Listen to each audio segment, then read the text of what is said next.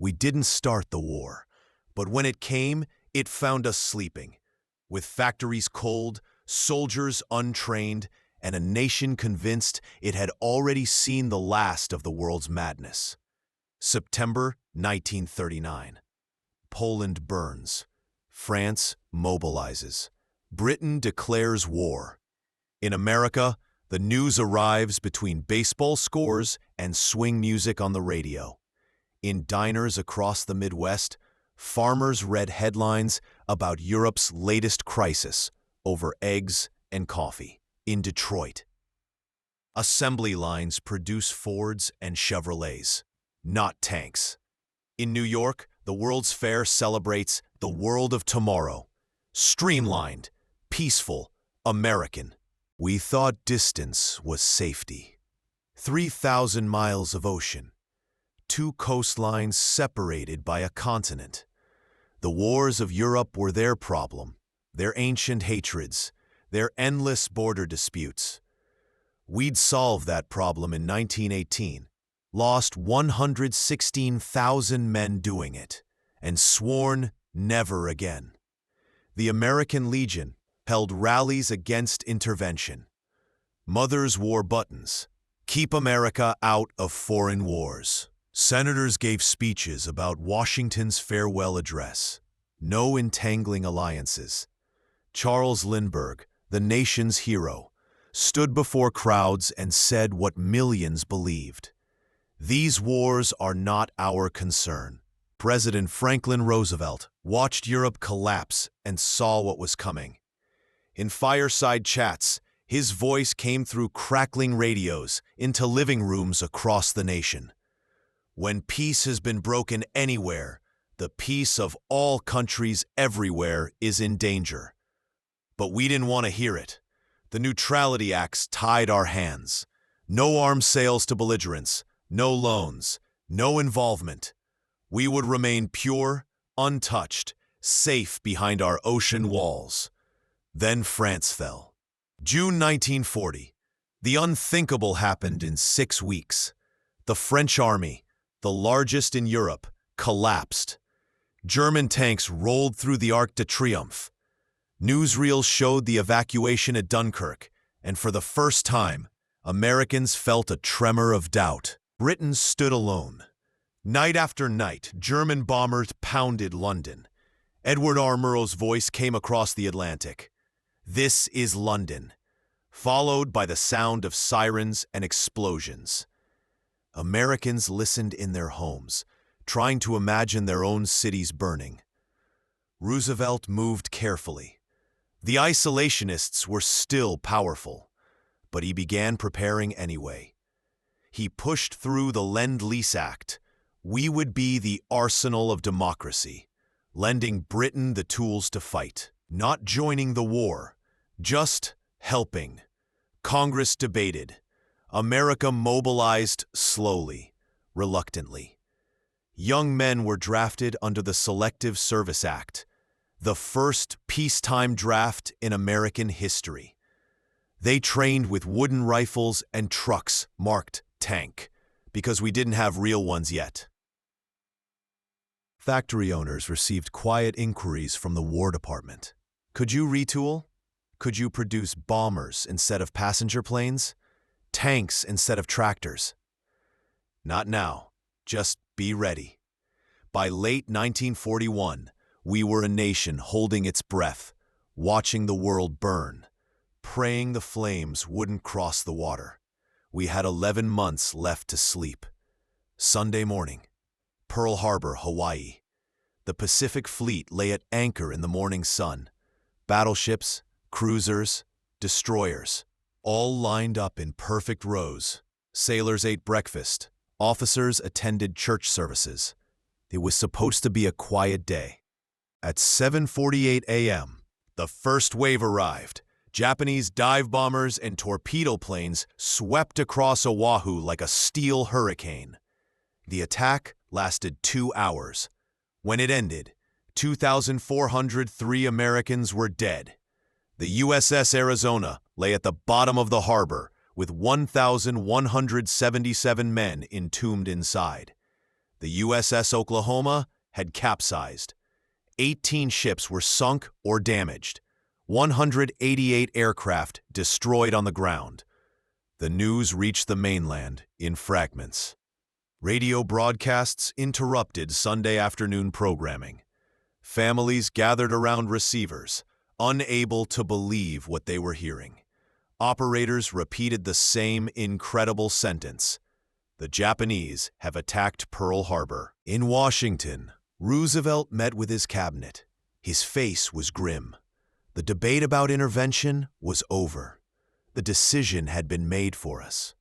Monday, December 8th. Roosevelt addressed a joint session of Congress. His voice was steady, clear, angry.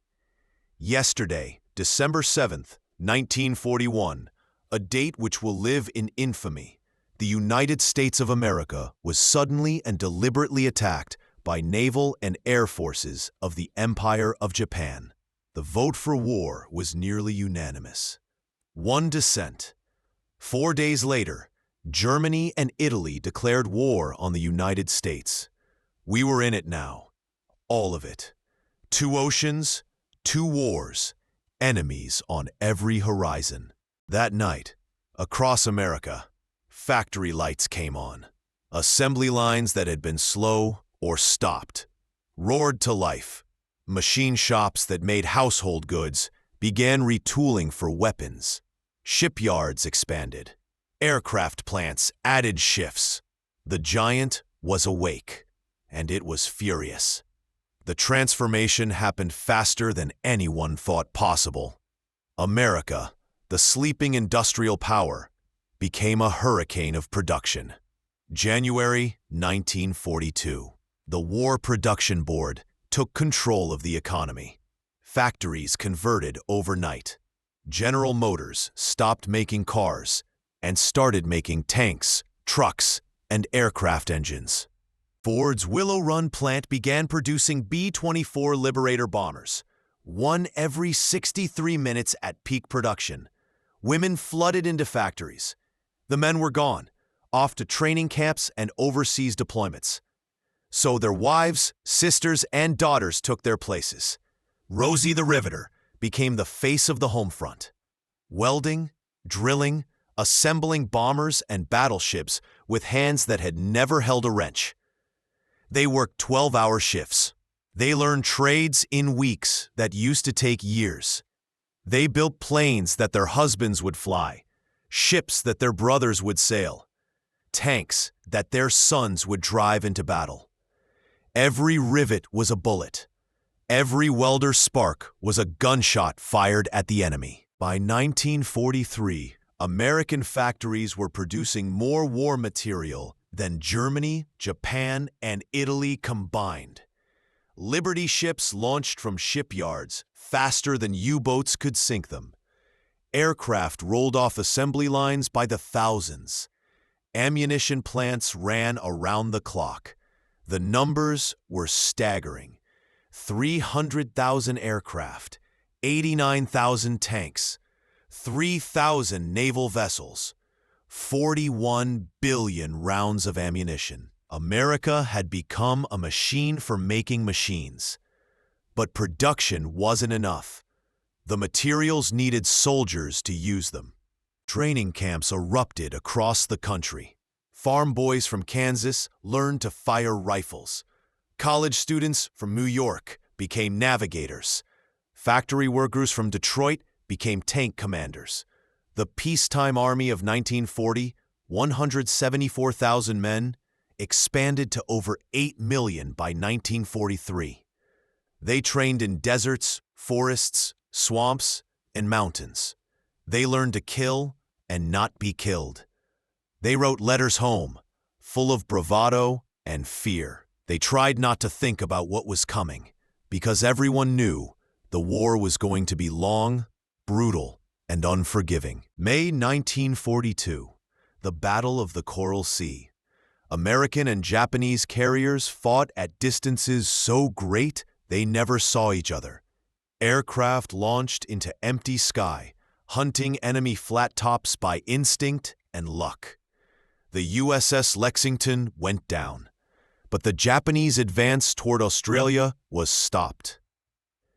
June 1942. Midway, the pivotal moment. American dive bombers caught the Japanese carriers at the worst possible moment, refueling and rearming on the flight deck. In 5 minutes, 3 carriers were burning. By evening, a 4th was sinking. The tide turned. Japan went from offensive to defensive. But defensive meant fighting for every island, every reef, every coral atoll across the Pacific. November 1942. Operation Torch. American soldiers landed in North Africa, expecting glory. They found German 88mm guns, experienced Africa Corps veterans, and brutal desert warfare. Green troops learned hard lessons in sand and blood. By 1943, the pattern was set. Grinding, incremental advances bought with lives. Sicily, Italy, the slow crawl up the peninsula through mud, mountains, and German defensive lines. At home, families lived with rationing. Sugar, meat, gasoline, rubber, all limited. Victory gardens sprouted in backyards. Children collected scrap metal. Housewives saved bacon grease for munitions. Gold stars appeared in windows. Each one meant a son, husband, or father who wasn't coming home. The war wasn't an adventure anymore. It was a national crucible, testing everything we thought we were. By 1944, the war had become industrial slaughter on an unprecedented scale. The innocence of 1941 was gone, burned away in the furnace of total war.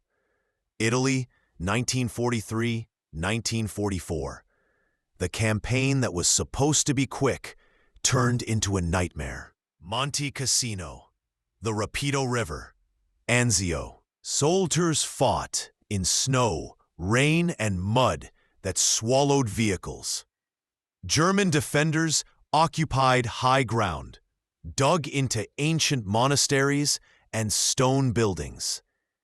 Every yard gained cost blood. There were no heroes in the trenches, only survivors. Men learned to sleep standing up, to eat cold rations in freezing rain, to ignore the screams of wounded they couldn't reach. They wrote letters home that said everything was fine, knowing their mothers could read between the lines. Medics treated frostbite and shrapnel wounds with numb hands. Chaplains gave last rites so often the words became mechanical. Officers made impossible decisions: which hill to take, which lives to spend. American B-17s and B-24s flew daylight bombing missions over Germany. The theory was precision bombing, hit factories, rail yards, military targets, save civilians. The reality was different. Bombs fell on cities. Dresden burned, Hamburg burned, Berlin burned. Strategic bombing became indistinguishable from terror bombing. Bomber crews flew 25 missions, if they survived that long. Many didn't. Flak tore through aircraft. German fighters picked off stragglers. Men bailed out over enemy territory and spent the rest of the war in POW camps, if they were lucky. For every German city we destroyed, a piece of our humanity went with it. Guadalcanal, 1942 to 1943. Marines landed expecting a quick victory. They found jungle, disease, and an enemy that refused to surrender. The fighting lasted 6 months. Men contracted malaria, dysentery, and dengue fever. They fought in 100-degree heat and monsoon rains. They learned the Japanese would rather die than yield an inch of ground. Tarawa, November 1943. A coral atoll. The tide was wrong. Landing craft grounded on reefs. Marines waded through chest-deep water, while Japanese machine guns cut them down. 1,000 dead in 76 hours for a piece of rock 2 miles long. Saipan, Guam, Peleliu. The names piled up, each one soaked in blood. Marines developed a 1,000-yard stare, eyes that had seen too much death to register anything anymore. Then came the kamikazes, Japanese pilots diving their planes directly into American ships, willing to die if they could take sailors with them. It was warfare as suicide. There was no defense except shooting them down before they hit. The Pacific taught us the ocean could be as cruel as any enemy. It taught us that some men would never surrender, never negotiate, never stop fighting. It taught us that this war would end only when one side was utterly destroyed. June 6, 1944, the largest amphibious invasion in history. Eisenhower wrote a letter taking responsibility in case the invasion failed. He kept it in his pocket as 156,000 troops loaded into ships and landing craft. Paratroopers jumped at midnight, scattered across Normandy in chaos. They landed in flooded fields, German positions, trees. They fought in darkness with whoever they found, trying to accomplish any part of the plan. At dawn, the first wave hit the beaches. Omaha Beach was a killing ground. German defenders occupied high cliffs with perfect fields of fire. Landing craft doors dropped and machine guns opened fire. Men fell into the surf, dragged down by equipment, drowning in 3 feet of water. Those who made it to the beach hugged the sand as mortars and artillery rained down. Officers shouted orders no one could hear over the explosions. Medics crawled from body to body, trying to save the savable. It took all day to secure the beach. Thousands died in those hours. But the beachhead held. Reinforcements landed. Supplies flowed. Within a week, the Allies controlled a slice of France. The gates of Europe were open. The cost was everything. 1945 dawned with Allied armies closing from east and west. Germany was collapsing, but the fighting didn't stop. Desperate men defended ruins. The Battle of the Bulge in December 1944 had shown the Germans could still bite, even while dying. Then American soldiers began discovering the camps: Dachau, Buchenwald, Mauthausen, places whose names would become synonymous with evil. Soldiers who'd fought across Europe, who'd seen death in every form, walked into the camps and went silent. They found walking skeletons. They found mass graves. They found gas chambers and crematoria still warm. Liberation photographs show GIs standing amid piles of bodies, faces blank with shock. They were men who'd stormed beaches and taken cities. Nothing prepared them for this. We stopped cheering. We started understanding what we'd been fighting. April 12, 1945. President Roosevelt died. Vice President Harry Truman, who'd been kept out of major decisions, suddenly found himself commander-in-chief with a war to finish. May 7th, 1945. Germany surrendered. Church bells rang across America. People poured into the streets. Times Square filled with celebrating crowds. But the joy felt incomplete, restrained. The war was only half over. Okinawa, April-June 1945, the last major battle before the planned invasion of Japan itself. It was the bloodiest campaign of the Pacific War. Kamikaze attacks intensified. Hundreds of suicide planes dove at American ships.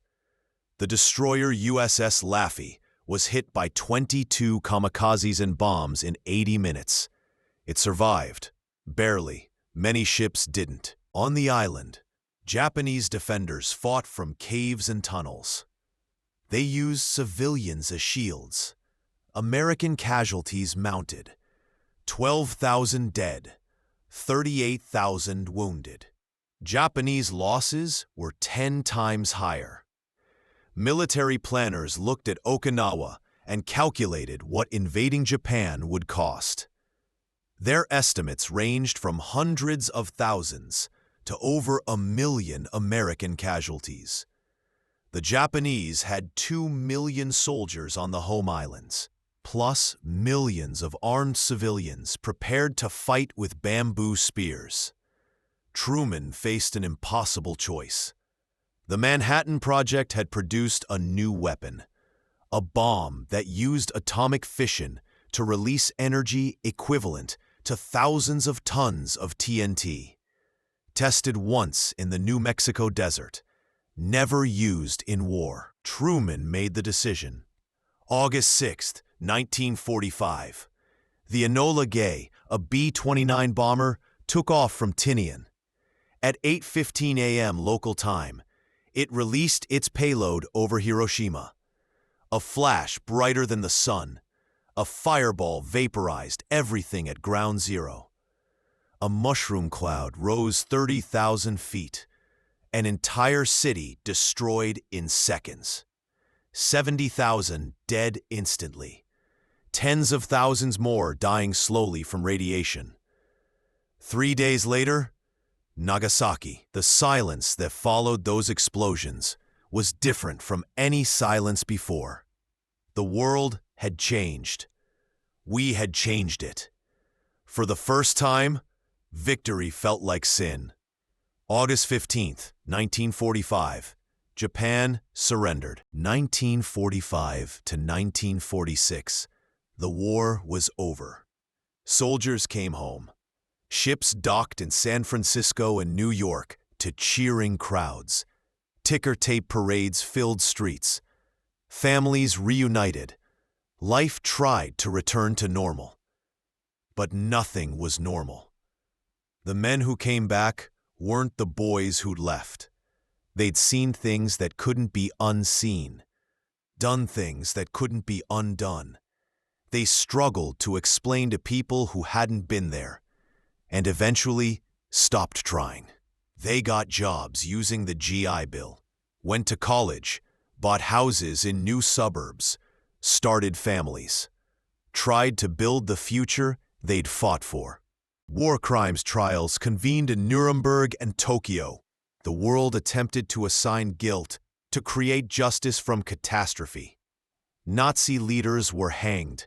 Japanese generals were executed. It felt both necessary and insufficient. America emerged from the war transformed.